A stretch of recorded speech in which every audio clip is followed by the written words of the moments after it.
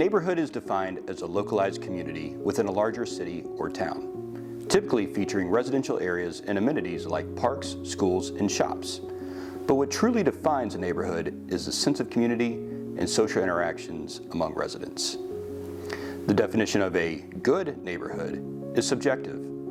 Many associate it with low crime rates and excellent schools, but there's a lot more to consider. What about walkability, access to parks, local businesses, cleanliness, curb appeal, and genuine sense of community? These elements shape the quality of a neighborhood, and each person has their own interpretation of what good even means. Similarly, the definition of a bad neighborhood varies. While some may label an area as bad due to the absence of amenities, others may require more significant shortcomings to make that assessment. Welcome to Cammack Village, Arkansas's only incorporated enclave, a true city within a city. This village stands as a testament to resilience and self-reliance. From its founding during the Great Depression to its vital role in housing World War II troops, Cammack Village proudly upholds a spirit of independence. So when we decided to dive into the history of Cammack Village, it started out with a very simple internet search on the Google, and we found a Wikipedia page that said, here's the founder of the town, here's some basic information, but there really isn't a lot there like you would find with the greater Little Rock history. So what we found is that the origins of Cammack Village history go all the way back in the late 1920s with Wiley Daniel Cammack purchasing a large swath of land with the promise of westward growth of Little Rock and a return on his investment. As a real estate developer, he thought the land was going to be quite valuable and make a pretty penny. However, when the 1930s also struck the Great Depression, and Wiley Daniel Cammack could not sell his land. So during that time, he turned to the Works Progress Administration, which was an entity created to put people to work who were affected by the Great Depression. Their main purpose was to create roads in that area, clearing out timber and basically making transportation arteries throughout greater Little Rock. And that's where we find the original roads that are there today, the 4 parallel woods. So even while the Great Depression was in full swing, Wiley Daniel Cammack was quite secure because he had very savvy financial investments and even had a huge stake in the Country Club of Little Rock. And during that time, he would even let residents impacted by the Depression golf for free as a diversion for the woes and throes of that time. So in the early 1940s, the land just had dusty roads created by the Works Progress Administration, a lot of timber, and no real development to speak of. But by the time World War II struck, things got crazy in the greater Little Rock area. Just north of the river, Camp Robinson was impacted by 50 to 70,000 troops that were swarming there for basic training, artillery, infantry. This was the central hub of the war effort inside of the continental United States during that time. And with all those people swarming the city, there was nowhere for people to live. It was a housing crisis. So there was less than 1% vacancy rate in the greater Little Rock area. So Wiley Daniel Cammack decided to sell his land to the Arkansas Housing Corporation, which he had a small interest in. And that way there was a legitimate business that could be used to seek assistance from the Federal Housing Authority. Now the nexus between World War II, Camp Robinson, and Wiley Daniel Cammack with this company was that he was going to build 100 houses that were specifically designed for Army officers, and they were built to Army specifications. And when you hear something is military grade or to military specifications, it doesn't mean that it's good. These houses were 837 square feet, very modest, quite small, 1 bathroom, 1 living area, 1 bedroom, essentially. So we were able to get our hands on what we believe is the only remaining copy of Cammack Village, a planned community, and it's securely stored in the restricted section of the Roberts Library in downtown Little Rock. So in preparation for building the houses for these Army officers, the Arkansas Housing Corporation, which is Wiley Daniel Cammack, worked with his brother Howard Cammack and an architect from Memphis called J. Fraser Smith. And we actually found the original drawings of the architectural mock-ups of the houses that we can still see today in Cammack Village. By 1943, over 300 homes have been built in Cammack Village, with 100 of them being for Army officers per the agreement for funding from the Federal Housing Authority. So in hopes for providing residents with more services, making it a comfortable place to live, Wiley Daniel Cammack asked the Little Rock City Council to be annexed into all of Little Rock.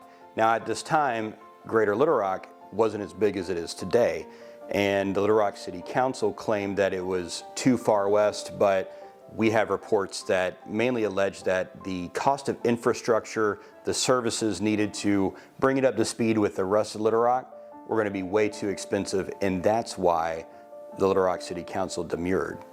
I think it's this rejection that prompted the first spirit of independence of Cammack Village, because in 1943, shortly after the rejection of annexation, Cammack Village became an incorporated city of its own, and it has remained that way ever since. With World War II finally ending in 1945, we see the transient tenants, the Army officers, everybody associated with the war effort bugging out, and a lot of permanent residents purchasing homes from the Arkansas Housing Corporation. This created a more stable housing environment where people are purchasing homes, staying in homes, creating families, and eventually handing them off largely to generational heirs. So in 1948, Wiley Daniel Cammack passed away due to pulmonary thrombosis, but he left his estate, his inheritance, and his wishes to his wife, Kate Gaines Broadus Cammack, or as I like to call her, KGB, because she was kind of a gangster.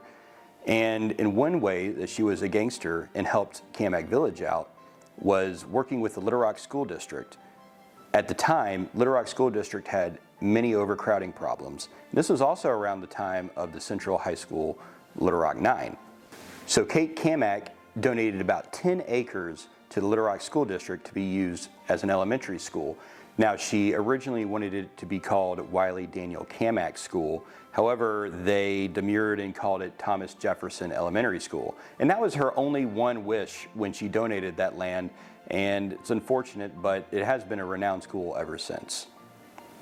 So in 1945, Cammack Village leased 3 vacant lots on the corner of Audubon and Greenwood from the Arkansas Housing Corporation, and it was leased at a rate of $1 per year. The council purchased slides, merry-go-rounds, and swings and named the site Greenwood Park. The site was purchased for $1,800 2 years later, and a basketball court with goals were incorporated. A memorial fountain was also installed in memory of the late Mayor John Cornyn, who so viciously fought to maintain independence. In 1996, the Baker family deeded 75 square feet of the adjacent land to the park. The children of Miss Baker, who owned a lot and passed away, loved to watch and hear the children of Cammack Village at play, and the park was then later named Baker Park in her honor, and that's probably one of the single source of recreation in the community, and everybody loves it.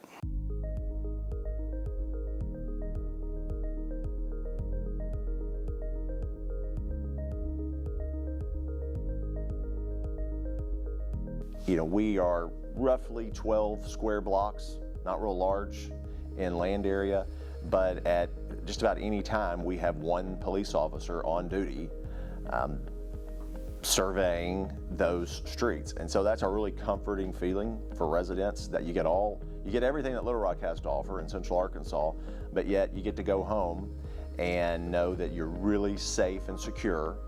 And we also have in Cammack Village a great sense of community that, you know, I think is second to none, and that helps people really have a lot of pride in their neighborhood, helping out their neighbors. So you get the community feel that people love, while you also get city services at a very, very local level. People who choose to live here, because you could easily live in Little Rock, but people who live in Cammack pick Cammack for the safety, for the community aspect. There's a school that they can walk to if they have kids, or our park that we get to decide, what do we want to do with our park, what do we not want to do with our park. So we get to make those decisions based in a small community, which is extremely rare. And also access to city council. A lot of large communities don't have access to council members that live next door to them. And so in this community, you have that. And so that's extremely rare.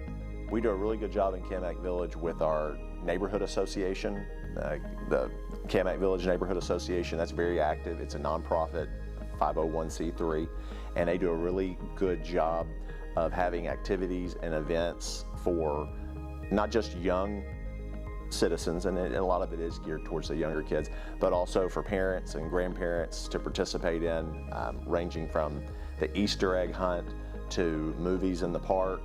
Cammack's really special in that, our diversity of income. We have homes that don't look a whole lot different than when they did in the 1940s, and you can rent them for relatively lower end on what you might be looking for in terms of rent. You could buy one of the older homes when it came up to sell for a really reasonable amount, and then we have some really big, nice, high-end homes on the riverside, but they're all within a very small distance. And so I think that's what people like. And I'm not saying this negatively, but the Heights is to our east, right? And I think everybody in Little Rock would know those are really high-income homes. You come to Cammack and you've got some of those high-income homes, but you also have a lot of rental homes. And you also have a lot of small 1,200 square foot homes. And so that helps bring, I think, a diversity of people, and that's really neat, and that's really cool. We also attract so for instance, my home, we built a new home because I have a family of 3 kids, and so it's necessary to have more space. But yet I have a rental home on each side of me, and they each have single ladies. And then I have across the street from me a 77-year-old single lady, a lady down the road, 77-year-old single widow, and it's like a really eclectic blend, okay, of people that live here, and I think that makes it special. And I think the new construction is positive, and we all highly regard that as being good for the community, but I know some of the council members share my sentiment that we certainly want to keep some of the homes that are smaller and more affordable so we can keep that diversity of income and diversity of citizens. When you hear children in the neighborhood on Saturday morning, you know you're in the right place, and you know that your community is building back to what it needs to be. And we're so fortunate in that. So many young families with kids. That's what Cammack was built on. So we're happy that is becoming Cammack again.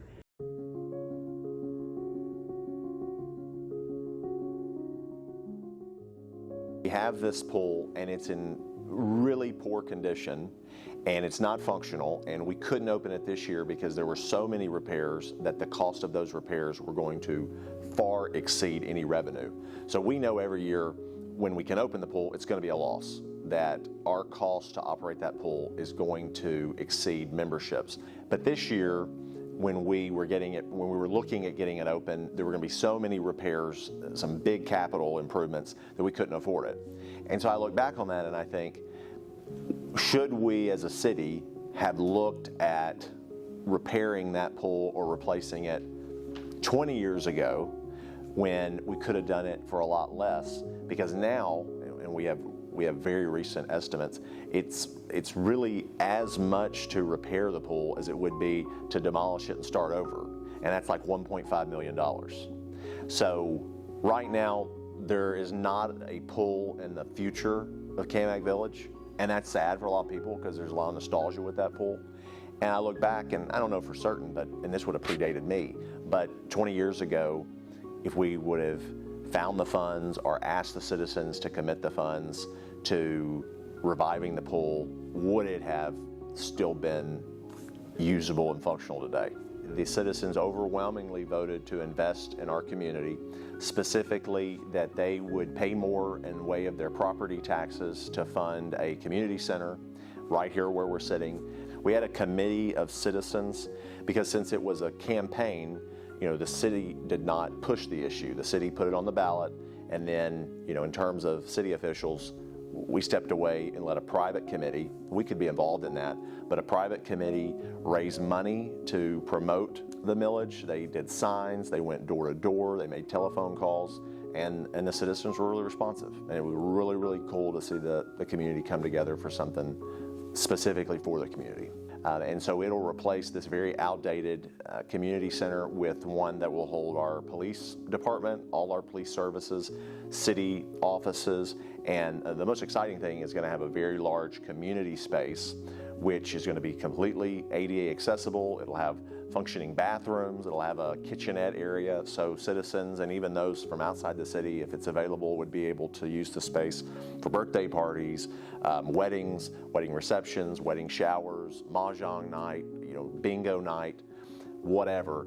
And we're excited about that because we talk about us being a community, but aside from like the parks, you don't have a way to really congregate in a space. And this, we have this area that we're sitting in that it's not functional for public events because it doesn't have bathrooms, or it has very poor wheelchair accessibility. So this will be cool because it'll provide a space for folks in the community to meet in an area. And so we're so excited. It's probably the best investment, at least in the last 20 years. And it shows, it's the community saying, hey, we're going to invest in our community for the future. Yeah, so Cammack does not rely on grant funding because, as you know, grants typically have to be earmarked for something specific, and you can't rely on them indefinitely. But we're always looking for grants to fund that special project. So for instance, we've applied for the 3rd year in a row for a fun park grant sponsored through the Arkansas Department of Parks and Tourism. I think it's Heritage Parks and Tourism. And it's a $100,000 grant for a public park upgrades. And so we've applied 3 times, which means the first 2 times we did not get it. And our ask has always been the same. It's to make Baker Park more accessible, handicap accessible. And so for us to do that, we had to take some steps. Like we had to install a handicap parking spot, which you'd think would not be a big thing, but it was quite expensive to cut into the curb and create a handicap spot. We had to do some other things to shore up some of the sidewalks to make sure they were handicap accessible. And so the money's going to go to essentially, if we get the grant, to remove the pea gravel, which the park parents despise because it's easy for little kids to put the rocks in their nose, their ears, throw them. So we'd want to remove the rocks and make a flat playground type surface that'd be much easier for young people to walk on. If you were in a wheelchair, it would be much easier to traverse. So we're up for that the 3rd time, have an awesome application. But the feedback we get is that our low to middle income, LMI, doesn't necessarily meet the threshold for some of these grants. And I put in a letter, and so I kind of recite this because I thought it was really helpful. The letter that I wrote to the committee was, don't look just at income because that could be obscured a little bit because we do have some very wealthy citizens, but yet we have some citizens that would be considered poor. And they're mothers that are single and they rent here because they want a safe home to raise their children in and to send them to school at Jefferson. And they choose Cammack Village because their kids can walk to school and walk home because mom has to work. And so they would be considered very low income, but they would benefit hugely from Baker Park, upgrades to Baker Park. And see, Baker Park attracts families from well outside Cammack Village. Because I know this because if you go there, the parking is crazy, and you know that if you're in Cammack, you probably walked or brought the stroller. So my thought is when I see that, the low to middle income it doesn't meet the threshold, is to just try to educate that, hey, we are actually very diverse in income levels and would benefit greatly from these grants because without them, we're not going to be able to provide some of the essential services that we want to provide.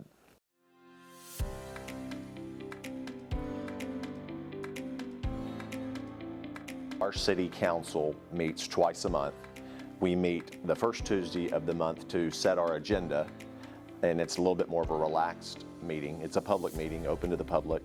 And then we set the agenda for the next week, which is our council meeting.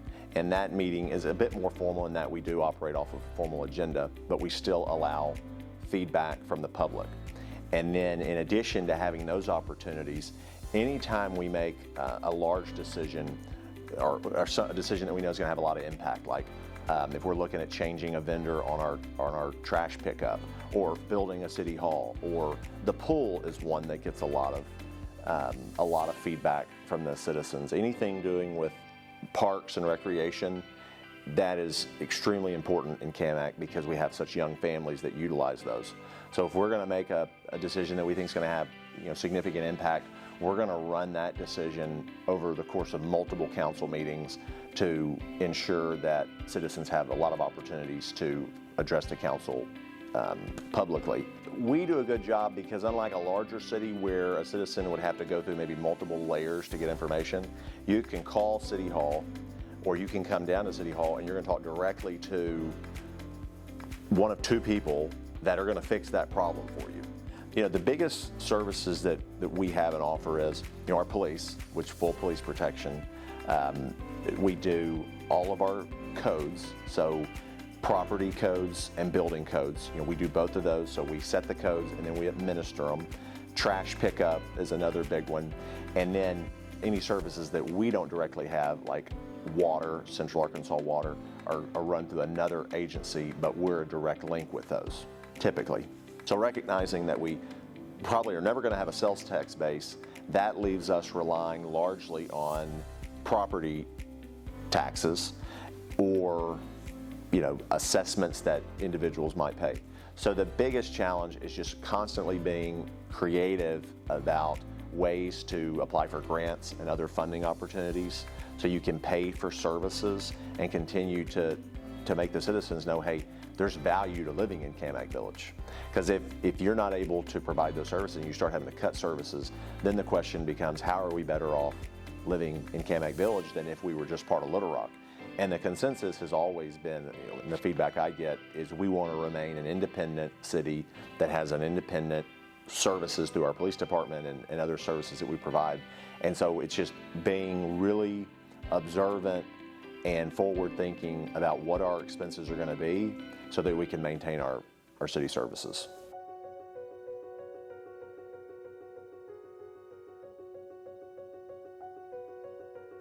Cammack has a large rental community. We have 400 homes, and at any time, roughly 80 of those are going to be rental properties.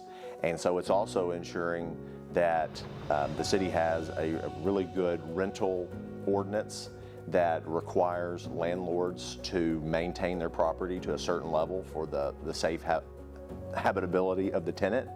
And I think that's really important because that's a city service ensuring that if you're going to rent a home in Cammack, which makes you a citizen, you're entitled to have a livable, safe home. And so we see it as our responsibility to make sure that a landlord keeps their home up to a certain standard within our ordinance. And so that goes back to, that's us taking care of our neighbors and ensuring that rent homes are at high quality. Most of the landlords here are really good because they know that it's a popular area to rent a home, with our location to central Little Rock, the central area, UAMS, the schools, work. So they know that the rental homes are sought after, and so they do a pretty good job of keeping them quality. We do have several rental properties in Cammack, and I think it's a great rental property investment area because I think a lot of people buy them because they know that they can cover their mortgage and they can make some money on them because people are willing to pay to live here. Looking to Cammack's future, we're largely locked. I mean, we're landlocked in that we're not going to expand anymore, and all of the available property is developed. And so I don't see us growing in terms of homes, but development has been something really big for Cammack Village. I know several of my neighbors who lived in Cammack Village their whole life. A few of them live in the home that their parents lived in, and they inherited the home and they continue to live there. And so I look at that and I think, we've got to keep Cammack going in the right direction forward, investing in us, investing in our city so that the young kids now that are playing at Baker Park, they're 5 to 10 years old, they want to live in Cammack 30 years from now when they start their family, or 20 years from now when they start their family. So in a way, I see my role as like just kind of a placeholder right now. You know, I'm continuing the tradition and making sure we're set up to thrive in the future. So when a new leadership takes over, they're in a good place and they can continue to propel us.